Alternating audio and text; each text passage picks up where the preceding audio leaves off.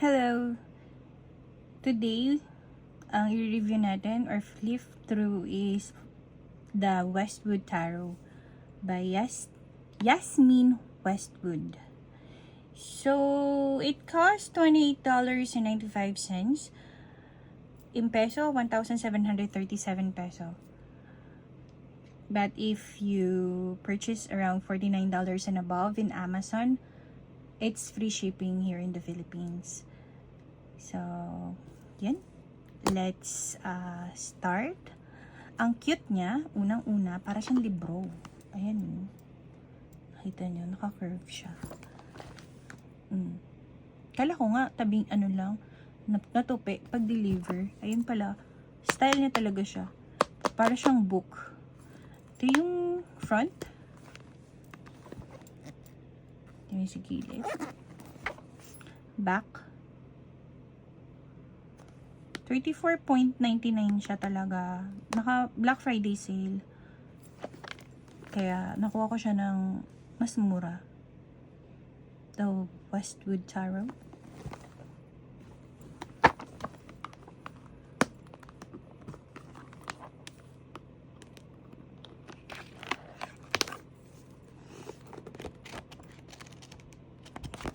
Alright, so ito yung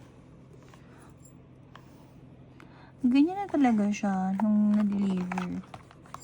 Pero naka-seal siya. Tinanggal ko lang sa plastic. Kasi natagalan ako kapag tatanggalin ko pa while reviewing it. When we got here, we found that it was the best kind of place. Full of excitement and adventures. Ayan. Ito yung sa gilid niya. And then, tignan muna natin yung book. Ang kapal ng book. Ayan. The Westwood Tarot. Plain lang yung likod niya.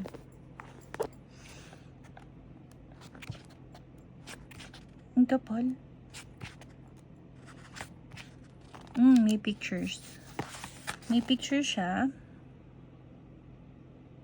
Oh, alright. Kaya pala siya makapal. Kasi meron siyang full in wellness, full in finances, the magic of the fool, word of wisdom, spirit guide.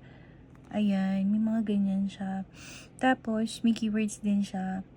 May reverse din siya, yung shadow, that's the reverse. Upright is the light. Then, colored siya. Ang kapal, oh. Kaya pala makapal kasi kompleto siya sa meaning. I love it. Ayan.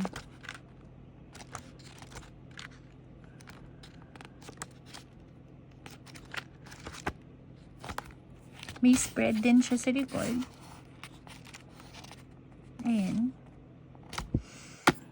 So, kahit gano'n pa ito kakapal, hindi ako nagbabasa ng book kapag sa tarot. I use my intuition.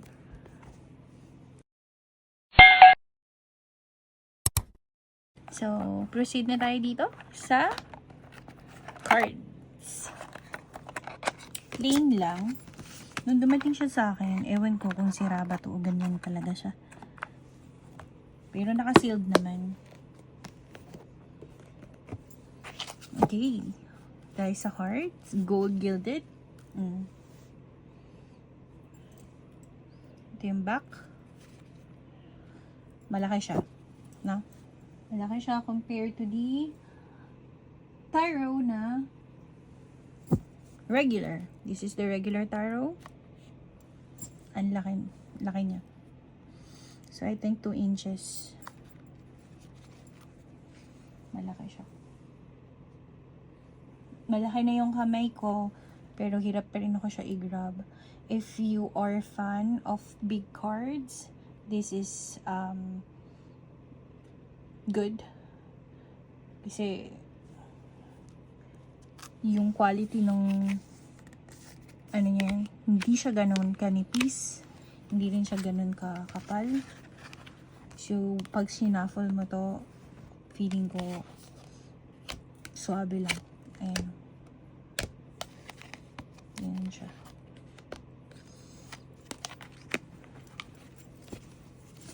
$78 to. I don't think na meron siyang additional cards. So, start na tayo. Ilalagay ko siya dito sa gilid. Kung mabibilisan kayo, you can pause it.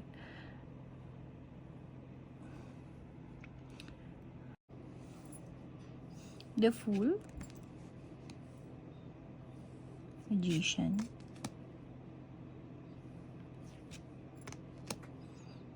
puro animal siya. Emperor, the Hierophant,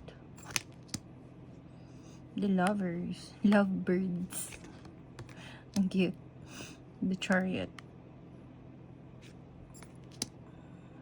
Strength, the Seeker, the Hermit yan eh, the Wheel of Fortune, Justice, the Hangman,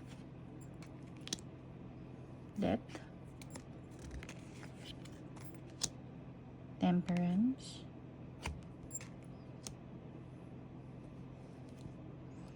this is the Devil, Tower, Star, the Moon, the Sun, Judgment, the World,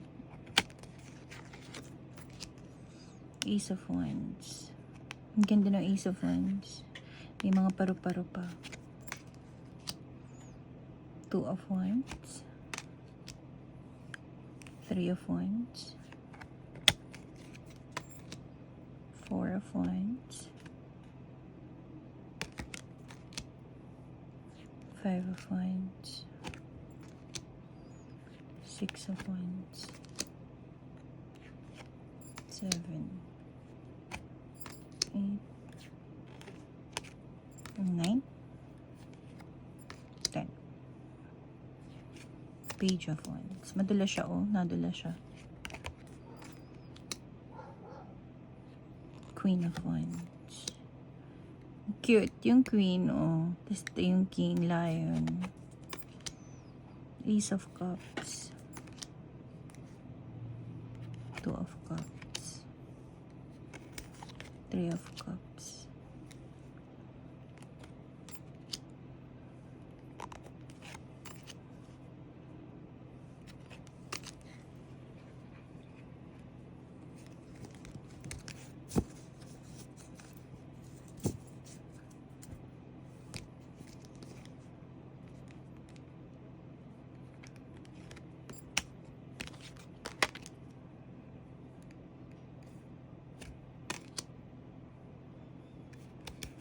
Nine of Cups, 10 of Cups, Page, Knight, Queen, King of Cups, Ace of Swords, Two of Swords, Three of Swords, Four of Swords, Five of Swords, Six of Swords,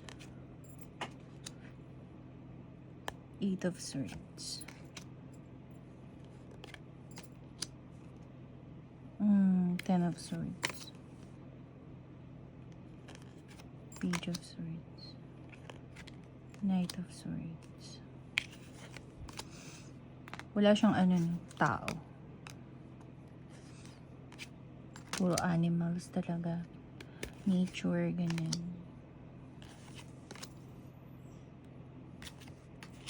Nadula siya.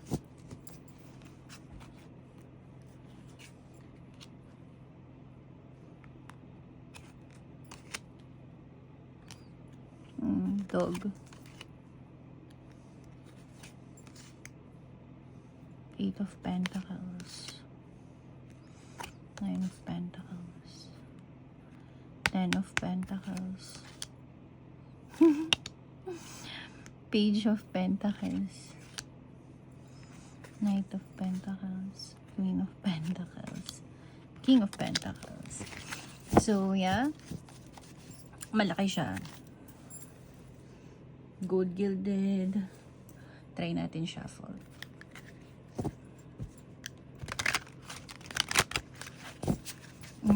okay lang siya i-shuffle. Maganda siya i-shuffle.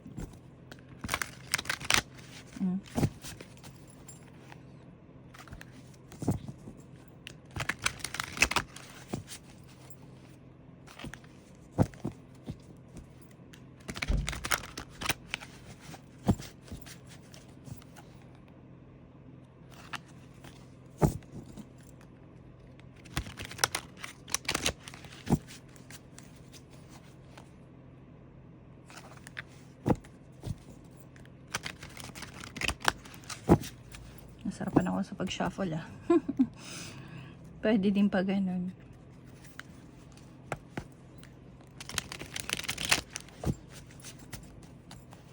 And then pa ganun.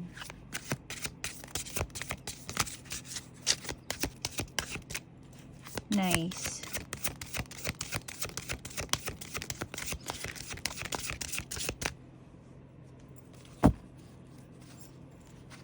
Ang ganda siya. So, for me, ano siya?